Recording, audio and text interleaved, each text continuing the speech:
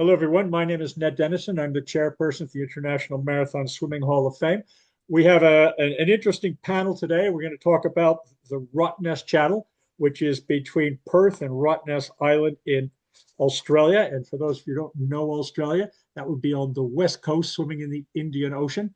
The Rottnest Channel Swimming Organization became an honor organization in 2011. And as I look at the honorees from Australia, this was a key swim in many of their careers. I just quickly race off some first names. You know, Shelley, Tamara, Penny, Trent, Andy, who's on the call, Chloe, Lytton, David, and James. You know, these Australian swimmers, they are part of the history of the Rottnest Channel, and for them, it was a big part of their launch into international careers. So I'll ask each of you in turn to introduce yourself. Will, we'll start with you as the president. Yeah, no, thanks very much, Ned. What a pleasure it is to join you on here, and what a privilege it is to represent some of those names that you said before. As you said, my name is Will Roller, president of the Rottnest Channel Swim. I've only recently taken over that responsibility, but it's a true honor to be the custodian for the event, and I couldn't be more blessed to represent this incredible community. Andy, you're next. You're part of the class of 2026. Congratulations again. Give us a small introduction. Hi, Ned. Likewise, thank you for having me here and for this, what should be a really exciting chat. I'm a swimmer. I've been fortunate to swim in many open water events around the world, but just like you were mentioning before, Ned, like Rottnest Channel Swim, particularly for people here in Australia, although my accent might not hint at it, I live here now, but it was a huge part of my own swimming journey. And a few years ago, I was fortunate to race in it and win the solo event. So, yeah, I'm like Will was mentioning. It's great to be here and look forward to this conversation. And Addie, you're the newest to the gang. Please introduce yourself. Thanks, Ned. Yep. So, Addy Wetzler. So, I've recently started as the executive director of the Rottnest Channel Swim Association, and I feel certainly in this company like a bit of a imposter. I'm not a open water swimmer or any kind of swimmer really, but thankfully the role of administering the association and delivering the event safely doesn't require that. So it's nice to be in the company of three pretty well credentialed open water swimmers, but I'm not adding anything to the call on that front. Will, why don't you give us an overview, first of all, of the main swim? You know, how many swimmers? Where's it to? Where's it from?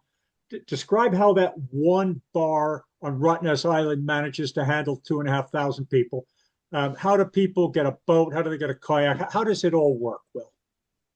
Well, yeah, geez, it's a long question to answer succinctly, but I guess none of it would be possible without the support of Addy and his team of staff, but also the wider volunteers, which I represent myself as a board director. Obviously, we have our board, we have a number of committees, and we also have, I believe, almost 100 volunteers on race day, which make all the logistics happen. So essentially, it is a 19.7 kilometer swim in the straightest possible line from Mudderup, the traditional name for Cottesloe, to Wadjamup, the traditional name for Rottnest Island. And through that is obviously it's never quite 19.7 kilometers unless you are as well prepared as one Andrew Donaldson. And your challenge is really to cross the channel as quickly as possible and fight through the conditions that are. So on race day, we probably have around about 2,500 participants, and they range from a team of four, a team of two as a duo, or we roundabouts have 400 plus solos each year. So that's grown ever since the first year back in 1990. And people have been swimming and crossing to Rottnest a lot longer than that. As you mentioned, there's a number of logistics that go into the swim, and that's sort of where we really see the magnitude of what not only the incredible swimming community, but the wider reaches of the swimming community through paddling and skippering. So every swimmer must have a skipper, and then it's highly recommended that every swimmer also has a paddler to assist with feeding and logistics, because unlike the English Channel, the Catalina Channel, or some of the other major events, it can get quite crowded, especially near the start line and sort of working through the congestion of the race. So the paddler becomes an important part. And having, swum multiple times in teams, duos, and of course, in solo a couple of times, and having competed from the boat as a part of a team, and also kayaking, I can tell you by far the hardest job on the day is kayaking. So ultimately, like, it's a 12-month a year job.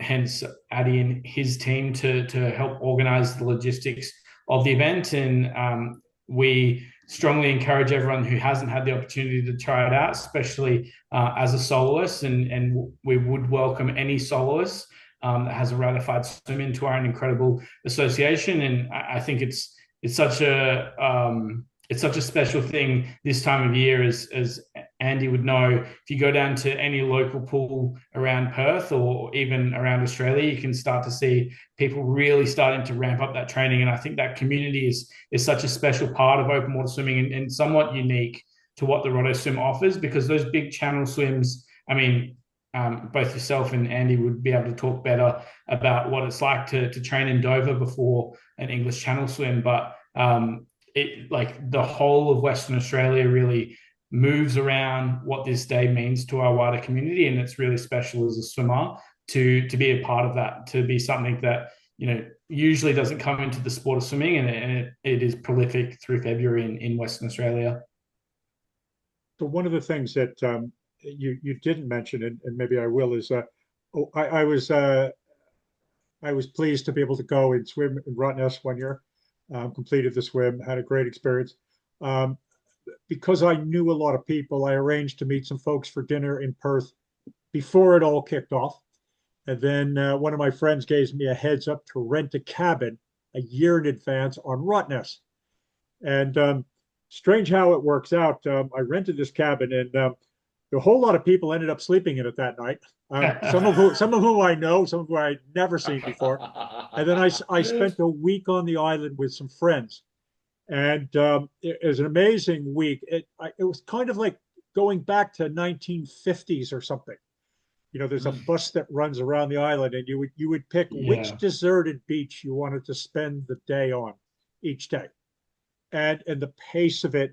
Now, the first night was pretty hectic, but as soon as everybody left, the pace just completely slowed down. What a fantastic place for a holiday. So I think that's probably worth mentioning. Andy, let's go to you. As Will mentioned, you won the race. Apparently, you went in a dead straight line, and Will was the one who diverted from that line to rescue the other swimmer in trouble, which allowed you to win. Talk to us about talk to us about the win, the experience, and then compare it to some of the other big swims you've done. Well, I mean, I think, wins aside, just swimming across to Rottnest is a really special experience in itself. Myself, Ari, Will, we live in Perth. Those guys have grown up here. Going to the island, it's like you were describing a tropical paradise, and it's just a stunning part of the world, and probably some of the most beautiful waters. For me, the win, or that year that I raced in 2021, it was actually my second ever solo. I'd done it in 2018 before that. But I was in a place where I probably wasn't expecting too much of myself, because I'd spent a number of years traveling and had only come back to Perth during COVID. So it was part of I suppose, I think COVID, as terrible as it was quite a big reset for me, and I wanted to get back into swimming and revisit some unfulfilled dreams. And building on what Will was saying, just how special the event is. I think if you're a swimmer in Perth, the Rottnest Channel Swim is a huge, huge goal and something that everyone aspires to go and do. And I thought, well, let's have a crack at this properly, because I didn't prepare enough for it in 2018. And admittedly, I was quite naive and maybe a bit too, well, I'd probably say a bit arrogant going into it, not underestimating it. So I didn't want to do that the second time around. I wanted to see what I could do. And, it was this incredible journey for me to go and swim and put together what was the best possible performance I could. And if that was enough to get across, great. And if that was enough for anything more, that was really a bonus. And it was incredible to do that and to achieve this huge dream of mine. At the same time, I've known Will for 13 years, like pretty much since the day I moved to Australia back in 2013. And we trained together for years and years, and we were racing. We're friends, but in that, you're racing against each other, and it's hard because there can only really be one winner. So, my heart went out to Will, because he put together a phenomenal race that I think in most years would have won it. And it's never nice, sort of, I love seeing people succeed and achieve their goals. So that's like an inner conflict I've had to kind of deal with in following years. But I think if you put together the best possible event that you can, race that you can, or swim that you can, if you've left nothing else on the table, then you can always, that's all we can do. And Rottnest for me is like you mentioned with Shelley, with Tamara Bruce, all these people that are in the International Marathon Swimming Hall of Fame, is such and many, many more people, it's such a life-changing moment being able to swim to the island. And I've been fortunate to swim in some beautiful places like Hawaii and Los Angeles for Catalina, over in Europe and Greece, even going back to Scotland. But I think there's always going to be that special place in my heart for Rottnest because of what it did and what it meant for me in my life. So the finish of Rottnest for you, you come in, there's a fair few people who've come out of the pub to cheer you on. So let's say at least 100 people screaming. And they're screaming for you. You go through the finish barrier. You look behind you. Will's still got a hold of your foot. So you get a congratulations from Will. You go and you have a couple of drinks. When you finished in France in the English Channel, was there a disinterested Frenchman walking a dog, or are you absolutely alone coming into France with not a single person going, "Well done, Andy"? It's obviously very different in that regard. Rottnest Channel Swim is a huge event, and again, kind of alluding to what Will had said, the whole city of Perth gets around it. So, they got the ferries that are going across every 20 or 30 minutes, and they're ferrying across people. So for me, my older sister was there, her partner, a whole bunch of my friends were on the beach welcoming me in, which is obviously really special because you've completed this incredible undertaking. And I think those journeys, when you have other people there, you get to celebrate them like that. That's really, really, really incredible. When you swim from somewhere like England to France and you finish, for me, up in the rocks south of Cap Gris, and you're scrambling and you're trying not to get swept into the rocks and cut your hands and stuff. It obviously is a bit different, but I kind of feel it's unique in its own way as well. You're not doing it for the crowds. You're not doing it to get applause. It's a challenge to yourself. And I think it would obviously be very different on race day, but just the fact that you've swum to Rottnest, I think, is a phenomenal thing, and you don't need people there at the finish line to celebrate with, like, no, straight. How am I wording this?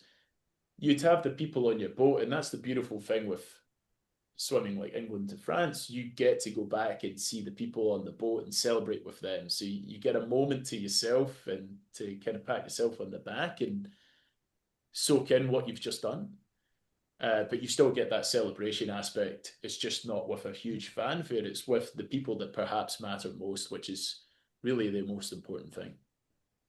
Sorry, Addy, one of the interesting things for me about Rottnest is that the organization had this incredibly successful event, which was so successful, it was difficult for relayers to get in. Was so successful, you were running out of boats in Perth, and that's saying something. And the pub wasn't getting any bigger on the island. And I would absolutely applaud the organization that instead of putting your elbows out and trying to claim that one swim and barring everybody from getting in the water that wasn't involved in your big swim, you're now starting to run smaller swims. You've got still some soloers going on, and you've also embraced another swim that involves Rottnest all within your umbrella in a very inclusive way. Talk to us about the other big swim first, and then I see the smaller pods of swimmers going out now. How does that all work, Eddie? Yeah, absolutely. So, as Will said, 36 years for the Rottnest Channel swim, and 10 years ago, Port to Pub started as a similar event. It's a mainland to Rottnest Island swim, a slightly different start and end point, but obviously capitalising on the high demand for open water swimming in Perth and across Western Australia, and then obviously across Australia as well. So it's been great to see that event grow as well. We work closely with Kynwyn and the team at Port to Pub, and we also play a role in ratifying all of the solo crossings, regardless of whether they're in the South 32 Rottnest Channel swim, if they're in Port to Pub, or as you mentioned, the other crossings which we deliver, we call out of event crossings, because they take place obviously outside those two major events. So regardless of sort of how and when someone crosses the channel, we recognise that and ratify it. And it's been great to see that there were a couple of years where the out of event crossings weren't possible, and a credit to the people that have been there before me, and a lot of our volunteers who have lobbied very hard with the Fremantle Ports Authority and the state government to reintroduce them in recent years. And it's been great in my short time to get to know that community, and just to see how popular those crossings are becoming. There's actually a crossing this Saturday, and as part of that, for the first time in 6 years, we'll have a couple of swimmers doing a double crossing, because apparently 19.7 kilometres isn't enough. We have a couple of people that will be touching the sand and turning around and heading straight back to the mainland. Obviously, not a fan of the pub as you are, and they'll be heading back to take that on. So one male, one female swimmer, Tom Ricks and Christy Brackstone, will be taking that on Saturday as a double crossing. And that's a incredible challenge. So we'll be keeping a close eye on them and wish them well. Just to jump in to give you an idea of how intoxicating being involved in the out of events crossings really is, and sort of elaborating on that community that Andy talked about earlier. When Addy first got the job, we went over to Rottnest on the ferry, and he got seasick on the ferry.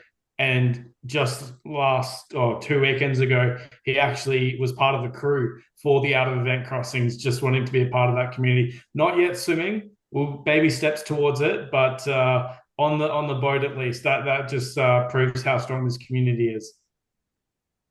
Guys, we've all been in and around the open water for a while, and one of the things that you'll all understand is that if the weather gods don't want you to swim, you're not going to swim. Here in Ireland, we had challenging conditions on Saturday and Sunday in the local sea, 9 degrees Celsius, some waves, all doable. On Monday, it was not swimmable. It was not swimmable. Massive waves, big chunks of sea foam. I mean, it was just couldn't be done. And as I watch social media, there's always somebody that has a big moan and a complaint about, they went over to some swim and they waited a week and it didn't happen. And the pilots are idiots and the organizers can't get things organized. And I know you've faced your own kind of weather challenges. At a very high level, talk to us about weather challenges and talk to us about wildlife on a high level, and keep it on the basis of swimmer safety and regulatory approval and insurance. Yeah, well, I guess regulatory approval and insurance is sort of definitely within Addy's remit. So I'll leave him to jump in on that. But yeah, I guess 2 years ago we were unfortunate to have to cancel the event for the second time in its history, on event day, that is. And this time, the first time we've abandoned the entire fleet during the race. The previous cancellation came before the race even started. So it's something that we're very proud of, the risk management framework that we've set up since the event's inception. And it's one of those things that would not be possible to really look at doing without the history. So as a board and as an event, we're very proud of those that paved the way for the last 36 years, but also and prior, but also always looking at ways to make it better. And I think over the last couple of years, we've made a conscientious decision to continue to invest in safety. The event has never had more safety support than it will do this year, and we expect that to increase year on year, every year following. So just to give you an indication, I believe, Addy, if I'm wrong, jump in, but we've got 10 race official boats on the day, and we've got 2 helicopters rotating throughout. We've also got the support of the WA Police, the Freo Marine Rescue.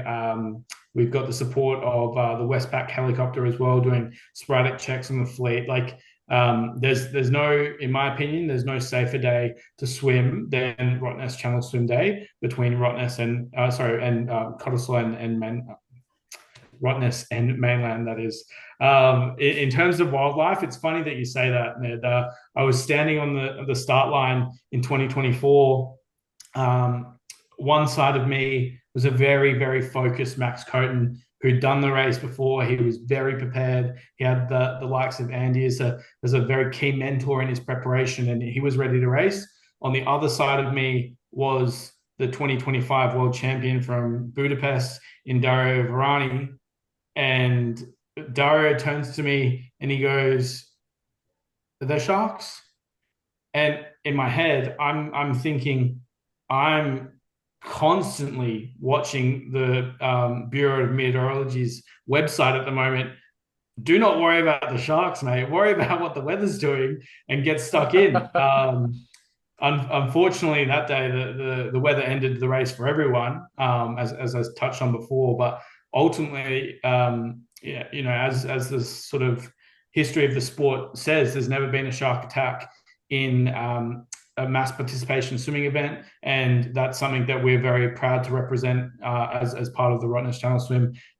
We, as you said, invest heavily in our safety, and part of that reason is for wildlife. And I think we've got some really tried and tested policies and procedures that protect all the swimmers out there. But ultimately, as Andy and as everyone knows, the sharks don't want a piece of you. They want to enjoy the swim. They don't want you to be in the water, and they will leave you alone at all costs, pretty much. So we do obviously monitor very carefully, and we continue to check that throughout the race day. Other wildlife come into play like stingers, jellyfish, but it's no different to any other body of water around the world, and that's something that we're really proud of as an association, and we'll continue to invest in. But as part of the regulatory and insurances, Addy and his team really do a great job making sure that we're as compliant as we possibly can be, and really try and, as our board charter suggests, try and lead the leadership of open water swimming in the state. So on sharks, I always give people two pieces of advice. Number one, don't watch Shark Week for the 2 months before you do a swim in False Bay or Perth. Do not watch Shark Week. And the second bit of advice is do not take bubble baths. Sharks are everywhere. You never know where they're going to be. If you're taking a bubble bath, you can't see down below. They're in the tub. Just don't do it. Addy, talk about the challenges of insurance and organizational approvals. Yeah, certainly. And look, firstly, on the wildlife front, I think we've sort of missed the key aspect of that, which is when you get over to Rottnest Island, you get to see the quokkas, and it's the only place in the world that you get to see this remarkable creature. And hopefully people around the world are more familiar with them now, thanks to the WA tourism investment in getting some high profile celebrities and athletes over there in recent years to get quokka selfies. I think the Roger Federer one a few years ago went viral because they're a remarkable creature that they actually you can actually get a selfie with them, and it does appear as though they're pretty happy to be in it, and they're great at smiling for the camera, which is remarkable. So yeah, less focus on the wildlife in the water and more on the wildlife at Rottnest Island, I think. Look, it is a complicated, I guess, from a regulatory perspective. And as Will said, safety is really important, and we've come a long way, and it's evolved over the last 3 decades, and every year there's additional complexity, and whether that's the board looking to invest more in on-water safety and support, or dealing with the various local and state government authorities. They obviously have a key role to play, and whether that's the Fremantle Ports Authority, who we do, in swimming over to Rottnest, you do cross gauge roads, which is a major shipping channel as well. And we'll touch on the fact that I was on the water for the out of event crossing the other week, and it was fascinating to hear all the talk on the radio as one of the tugboats went out to pilot them, and they very deliberately took them around us where we were expecting and ready to tread water if required, but they were good enough to plot a course. And amazing to see this gigantic tanker that is taking a detour because there's half a dozen people that are in the water going for a bit of a swim across the channel. So dealing with Fremantle Ports Authority is a significant one. And then obviously, Department of Transport, the Rottnest Island Authority, the town of Cottesloe from the mainland side, and as Will touched on, working closely with the WA Police, both on land and in the water. So and then obviously with the introduction in recent years of the event helicopters, dealing with the aviation safety as well. So there are a lot of stakeholders. Many of them are volunteers, but I think that sort of safety first focus is obviously really critical, and something that the organisation prides itself on. So folks, thank you very much. And I just want to impress upon the viewers, there are iconic swims and races all over the world. Rottnest appears in everybody's top 10. Perth is a fabulous city right on the Indian Ocean, very sports-minded, very outdoor living kind of thing. If you want an experience, book a holiday to Western Australia, take in a Rottnest swim one way or another, and it'll be an experience of a lifetime. So thank you very much, guys. For those of you who are interested in more videos like this, in 2 seconds, a subscribe button will appear in a list of contacts. So again, we've got about 200 of these videos stored. So enjoy those.